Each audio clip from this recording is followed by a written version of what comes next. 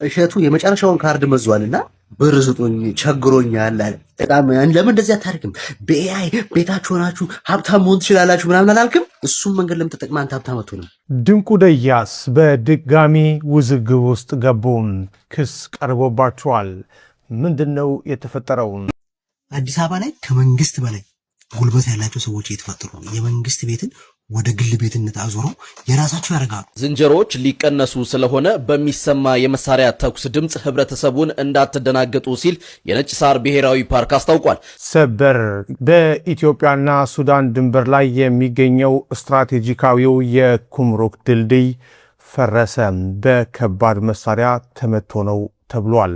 ምን አይነት አስገራሚ አጋጣሚ ነው! የፈጣሪ ስራ ሁሌም ለምክንያት ነው የሚባለውም ለዚህ ይመስለኛል። በተለያየ ቦታ የተጣሉ ሁለት ጨቅላ ህፃናት በአንድ ቤተሰብ በአንድ ቤት ውስጥ አብረው እንደ ወንድምና እህት አደጉ። ነገር ግን ከ20 ዓመታት በኋላ የተደረገ ምርመራ ማመን የሚከብድ እውነት ይፋ አደረገ። ወደ ውጭ ሀገር እንልካለን ብለህ ያ ሁሉ ሰው ላይ ግፍ ሲሰራ አንተ አለ ሰራው እንዲያን ማስታወቂያ የሰራ ስለነበርኩ ሰውዬ ዛሬ ገንዘብ የለኝም እና ብር ስጡኝ የምትለው ምንድን ነው? ያልመጣህበት መንገድ ይሄ ብቻ ነበር የቀረ። ገንዘብ ስጡኝ ብለህ መለመን ነበር የቀረና አንተ አሁን ትለምናለህ። ለወጣቶች ቀን የተማሩ ሀብት በቀላሉ ማፍራት ይሻላል፣ ኢትዮጵያ ውስጥ ሰነፍ ወጣት በዝቶ ነው እያልክ እኛ ስራ ስጠን መንግስት ስንል እኛ ላይ ስትተቸና ነበር። ዛሬ ገንዘብ ስጡኝ ትላለህ። እፍረት የለም እሸቱ። እና ማምታታት በሶሻል ሚዲያ ላይ አምታቶ መብላት እናስቆማችኋለን ብያለሁ። አንተን አሁን እያወጣን ነው፣ እያበቃልን ነው አንተ ነገር።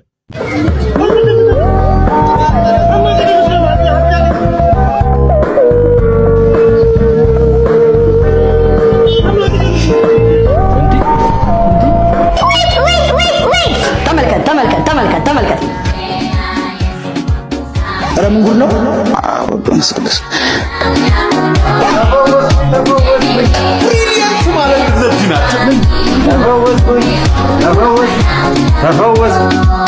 ይህን ዜና እኔ ያለው የሚሰራው ኢቲቪ ሰርቶታል።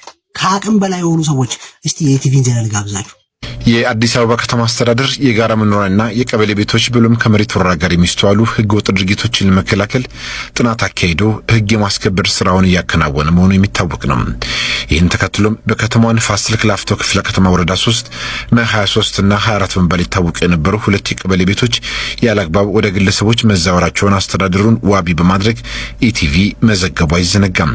እና እንደዚህ አይነት ማፊያዎች አሉ። መንግስትን ባዶ ቦታ ባዩ ቁጥር በህግም በምንም ተካሰው አዲስ አበባ ከንቲባ ያከሳሉ እኮ ከንቲባ ጽሕፈት ቤት የመንግስት ጽሕፈት መስሪያ ቤቶችን እየከሰሱ ወደ ራሳቸው ያዞራሉና እነዚህ ሰዎች ተራ በተራ ሁላችንም ተረባርበን ካላወጣናቸው በቀር የጃንተን ቤት ይወርሳሉ። ነገር ቤት ላይ ካርታ ያሰሩባል። በፍርድ ቤት በምን የራሳቸው ሰው አላቸውና በዛ ነው የሚያስፈጽሙት ጉዳያቸውንና ይሄ ማፊያ ቲም በሌላ መንገድ እኔ ጋር መጥቷልና ከነገ ወዲያ በኋላ ሙሉ በሙሉ ምሰራው እነዚህ ማፊያ ቲም ላይ ነው። እነዚህን ደፍረን ካላስቆምን በፊት ካላስቆምናቸው አንተ ያለ ቤት ራሱ ዋስትና የለም። እንግዲህ ኢቲቪ ሰርቷል፣ ዋልታ ሰርቷል፣ ፋና ሰርቷል፣ ሊያሸንፋቸው አልቻለም። ቤቱን ወስደው ሪል ስቴት የራሳቸውን ፎቅ ቤት ገንብተውበታል። ከዛ ይሸጡታል ከፈለጉ። ከዛ ደግሞ ሌላ ቦታ የመንግስት ቦታ ይወራሉ። ማግራችሁና ድንቁ ደያስ በድጋሚ ውዝግብ ውስጥ ገቡ። ክስ ቀርቦባቸዋል። ምንድነው የተፈጠረው? በወጋገን ባንክ ይፋዊ ጨረታ ተሽከርካሪዎችን በህጋዊ መንገድ የገዙ ግለሰቦች የፌዴራል ከፍተኛ ፍርድ ቤት በንብረቶቹ ላይ ተጥሎ የነበረው እግድ እንዲነሳም የመጨረሻ ውሳኔ ቢሰጥም ውሳኔው እስካሁን ተፈጻሚ ባለመሆኑን ከፍተኛ እንግልት እየደረሰባቸው መሆኑን አስታወቁም። ተበዳዮቹ ለዚህ የአፋጸም መጓተት ታዋቂውን ነጋዴ አቶ ድንቁ ደያስን ይከሳሉ። እንደ ተበዳዮቹ ገለጻና ዘሀበሻ እንደተመለከታቸው የፍርድ ቤት ሰነዶች ማብራሪያ ተሽከርካሪዎቹ በ2015 ዓ.ም ወጋገን ባንክ ባወጣው ይፋዊ ጨረታ የተገዙ ናቸው። ባንኩ ጨረታውን ያወጣው አንድ ተበዳሪ ያሳዘውን ንብረት በጋዜጣ አውጆ በመሸጥ ዕዳውን ለማስመለስም ነበረ። ይሁን እንጂ አቶ ድንቁ ደያስ ስራ አስኪያጅ የሆኑበት ናኦል ኮንስትራክሽን ኃላፊነት የተወሰነ የግል ማህበር የባለቤትነት ጥያቄ በማንሳት ክስ በመስረቱም በተሽከርካሪዎቹ ላይ እግድ ተጥሎ ቆይቷል። ተበዳዮቹ በበኩላቸው ማህበሩን የንግድ ፍቃድ ያወጣው ተሽከርካሪዎቹ በጨረታ ከተገዙ በኋላ በ2015 ዓ.ም መሆኑን በማንሳት ይከራከራሉ።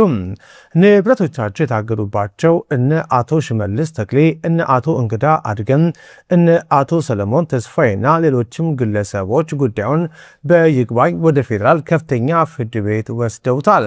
ፍርድ ቤቱም ጉዳዩን መርምሮ ሰኔ 9 ቀን 2018 ዓ.ም በሰጠው የመጨረሻ ውሳኔ ክስ አቅራቢ ማለትም የአቶ ድንቁ ደያስ ናኦል ኮንስትራክሽን ያቀረበው መከራከሪያና የሰጠው ዋስትና አጥጋቢ ባለመሆኑ እንዲሁም እግዱ በይግባኝ ባዮቹ ላይ የከፋ የኢኮኖሚ ጉዳት የሚያደርስ መሆኑን በማመን በ7 ተሽከርካሪዎች ላይ የጣለው እግድ እንዲነሳ ብይን ሰጥቷል። ምንም እንኳን የፌዴራል ከፍተኛ ፍርድ ቤት ይህንን የመጨረሻ ውሳኔ ቢያሳልፍም ተበዳዮቹ ንብረቱን ማስመለስ እንዳልቻሉ ይገልጻሉ። ተሽከርካሪዎቹ በቃሊቲ ወረዳ ፍርድ ቤት በወጣው የመጀመሪያ ትዕዛዝ ተይዘው በሶደሬና ጊሮ ሜዳ ቆሞ የሚገኙ ሲሆን የኦሮሚያ ክልል ቦሰት ወረዳ ማለትም ወለንጭቲ ፖሊስ የከፍተኛ ፍርድ ቤትን ትዕዛዝ አክብሮ ተሽከርካሪዎችን ባለመልቀቁም ለከፍተኛ እንግልት መዳረጋቸውን ቅሬታ አቅራቢዎቹ አስታውቀዋል። ቅሬታ አቅራቢዎቹ የፍርድ ቤት ሰነዶችን ጠቅሰው እንዳብራሩት አቶ ድንቁ ደያስ ቀደም ሲል በ2013 ዓ.ም በወጋገን ባንክ የነበራቸውን የአክሲዮን ድርሻ ሸጠው ወጥተዋል። ግለሰቡ በሪፍት ቫሊ ዩኒቨርሲቲ በናፊያድ ትምህርት ቤቶች እና ሪፍት ቫሊ ሆቴልን በመሳሰሉ ሰፊ የንግድ ዘርፎች የሚታወቁ ሲሆን ከዚህ ቀደምም በሶደሬ ሪዞርት ማስፋፊያ በመሬት ይዞታም ጉዳዮች ከንግድ አጋሮቻቸው ጋር በነበሩ የፋይናንስ ክርክሮች እንዲሁም ከ11.3 ሚሊዮን ብር ደረቅ ቼክ ጋር በተያያዘ ስማቸው በተለያዩ የሕግና የሚዲያ መድረኮች ሲነሳ እንደነበረ ይታወሳል። በዚህ ዘገባ ላይ የቀረቡ ክሶችና መረጃዎች በተበዳዮች አቤቱታና በፍርድ ቤት ሰነዶች ላይ ብቻ የተመሰረቱ ሲሆን የአቶ ድንቁ ደያስን አስተያየት ለማካተት ያደረግነው ጥረት እንዳልተሳካ ለመግለጽ እንወዳለን። ዝንጀሮዎች ሊቀነሱ ስለሆነ በሚሰማ የመሳሪያ ተኩስ ድምፅ ህብረተሰቡን እንዳትደናገጡ ሲል የነጭ ሳር ብሔራዊ ፓርክ አስታውቋል። ዝንጀሮዎቹ የሚቀነሱት በአርባ ምንጭ ከተማ ማለትም በቴሌቪዥን ሰፈር፣ በአርባ ምንጭ ዩኒቨርሲቲ፣ በአርባ ምንጭ አየር ማረፊያና በአርባ ምንጭ አጠቃላይ ሆስፒታል በተደጋጋሚ ግጭቶችን እየፈጠሩ በመሆኑና ይህንንም ተከትሎ የቴሌቪዥን ሰፈር ነዋሪዎች በዝንጀሮ መንጋው የደረሰባቸውን ጉዳት በመጥቀስ ተቋሙን ከሰው የፍርድ ቤት አፈጻጸም ውሳኔ ተቋሙ ስለደረሰው ነው። ስለሆነም ከትናንት ቀን 10 ጀምሮ በተጠና መንገድ የዝንጀሮ ቅነሳ ስራውን ስለምንጀምር የአርባ ምንጭ ህዝብ የጥይት ድምፅ ሰምቶ ድንጋጤ ውስጥ እንዳትገቡ ሲል ተቋሙ አሳስቧል። ቅነሳው እስከ መች እንደሚቆይ ግን የተባለ ነገር የለም። ሰበር በኢትዮጵያና ሱዳን ድንበር ላይ የሚገኘው ስትራቴጂካዊው የኩምሩክ ድልድይ ፈረሰ። በከባድ መሳሪያ ተመቶ ነው ተብሏል። ዝርዝሩን በአጭሩ አቀርባለሁ። በኢትዮጵያ ቤኒሻንጉል ጉሙዝ ክልልና በሱዳን መካከል የሚገኘውና ሁለቱን ሀገራት የሚያገናኘው ታሪካዊው የኩምሩክ ድልድይ በታጠቁ ኃይሎች ጥምረት መፍረሱ ታወቀ። ከአሶሳ ተነስቶ የሱዳን ኩምሩክን የሚያቋርጠውና ቢ4 በተሰኘው አውራ ጎዳና ላይ የሚገኘው ይህ ድልድይ መሰበር በቀጠናው ላይ ከፍተኛ ወታደራዊና ኢኮኖሚያዊ ጫና እንደሚያሳድር ተጠቁሟል። ለዛሀበሻ በፎቶግራፍ ጭምር የደረሰው መረጃ እንደሚያመለክተው ድልድዩን ያፈረሱት የሱዳኑ መሪ ጀነራል አብዱልፈታህ አልቡርሃን ጦር በሱዳን ተጠልለው ከሚገኙ የቀድሞ የኢትዮጵያ ሰላም አስከባሪ ኃይሎችና አሁን የህወሓት ቅጥረኛ ኃይሎች ከሆኑት እንዲሁም ቤኒን ከተባለ የቤኒሻንጉል ታጣቂ ቡድን ጋር በመቀናጀት ነው።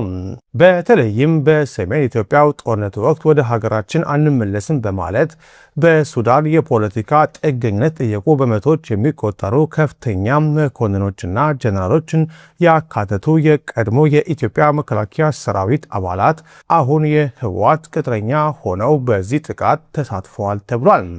እነዚህ ኃይሎች የአልቡርሃን ጦር ካርቱምን በድጋሚ እንዲቆጣጠር ከፍተኛ አስተዋጽኦ ማድረጋቸው የተነገረ ሲሆን አሁን ደግሞ አርሚ 7 በሚል ተደራጅተው ከሱዳንና የቤኒሻንጉል ታጣቂዎች ጋር በመሆን ከሱዳን በኩል ጥቃት እየሰነዘሩ ይገኛሉ። ለዓመታት የሁለቱን ሀገራት የንግድ ልውውጥና የሰዎች እንቅስቃሴ ሲያሳልጥ የነበረው ይህ ድልድይ መፍረሱም ከፍተኛ የሎጂስቲክስ መስተጓጎልን ሊፈጥር እንደሚችል ወታደራዊ ምንጮች ተናግረዋል። በዚህም ምክንያት ጥሬ ዕቃዎች እንዲሁም የገቢና የወጪ ንግድ እንቅስቃሴዎች ሙሉ በሙሉ እንዲቆሙ ያደርጋል። በሌላ በኩል ድርጊቱ ወታደራዊ ስትራቴጂን ያነገበ መሆኑም ተገልጿል። ተቃራኒ ጦርን እንቅስቃሴ ለመግታት ድልድዮችን ማፍረስ የተለመደ ወታደራዊ ስልት ሲሆን ይህም በሰሜን ኢትዮጵያ ጦርነት ወቅት በወልዲያና ጋሸና አካባቢዎች ከታየው የድልድዮች መፍረስ ጋር ተመሳሳይነት አለው ተብሏል። ይህ የድንበር ውጥረትና የድልድይ ማፍረስ እርምጃ እየተካሄደ ባለበት በዚህ ወቅት የሱዳን ሉዓላዊ ምክር ቤት ሊቀመንበር አብዱልፈታህ አልቡርሃን በኤርትራ አስመራ ድንገተኛ ጉብኝት እያደረጉ ይገኛሉ። ጄኔራሉ ከኤርትራው ፕሬዝዳንት ኢሳያስ አፈወርቂ ጋር በቀጠናው የጸጥታ ጉዳዮች ላይ እየመከሩ ባለበት በዚህ ወቅት በኩምሩክ ድንበር ይህ ክስተት መፈጠሩ የጉዳዩን ፖለቲካዊና ወታደራዊ ስፋት ይበልጥ አጉልቶታል። ከሁለት ቀናት በፊትም በዚህ አካባቢ ከባድ የድሮን ጥቃት መፈጸሙን በዛሀበሻ ዜና መዘገባችን አይዘነጋም። የአካባቢ ሁኔታ እየተከታተልን ወደ እናንተ እናደርሳለን። ምን አይነት አስገራሚ አጋጣሚ ነው! የፈጣሪ ስራ ሁሌም ለምክንያት ነው የሚባለውም ለዚህ ይመስለኛል። በተለያየ ቦታ የተጣሉ ሁለት ጨቅላ ህፃናት በአንድ ቤተሰብ በአንድ ቤት ውስጥ አብረው እንደ ወንድምና እህት አደጉ። ነገር ግን ከ20 ዓመታት በኋላ የተደረገ ምርመራ ማመን የሚከብድ እውነት ይፋ አደረገ። ታሪኩ እንዲህ ነው። ፍራንክ በ2002 ዓ.ም በአንድ የህፃናት ማቆያ ደጃፍ ላይ ተጥሎ ተገኘ። ከአንድ ዓመት ተኩል በኋላ ደግሞ ቪኪ የምትባል ሴት ህፃን በሆስፒታል መታጠቢያ ቤት ውስጥ ተጥላ ተገኘች። ዴኒስና አንጄላ የተባሉ ባልና ሚስቶች ሁለቱንም ሳያውቁ በተለያየ ጊዜ አሳደጓቸው። አብረው ካደጉ ከ20 ዓመታት በኋላ ግን የዘር ሐረጋቸውን ለማወቅ የዲኤንኤ ምርመራ በጋራ አደረጉ። የምርመራው ውጤት ሲመጣ ግን ማመን አልቻሉም። ሁለቱ በአንድ ቤት ያደጉት ህፃናት አንድ እናትና ከአንድ አባት የተወለዱ እውነተኛ የስጋ ወንድምና እህት መሆናቸውን ሳይንሱ አረጋገጠው። በመቶ ሺዎች ከሚቆጠሩ ቤተሰቦች መካከል እነዚህ ሁለት እውነተኛ ወንድማማቾች መጥተው በአንድ ጣራ ስር መገናኘታቸው የእውነትም ተአምር ነው። ታዲያ እናንተ በዚህ አስገራሚ ታሪክ ላይ ምን ትላላችሁ? ኮሜንት ላይ ጻፉልኝ። ቪዲዮንም ሼር ማድረጋችሁን እንዳትረሱ። መልካም ጊዜ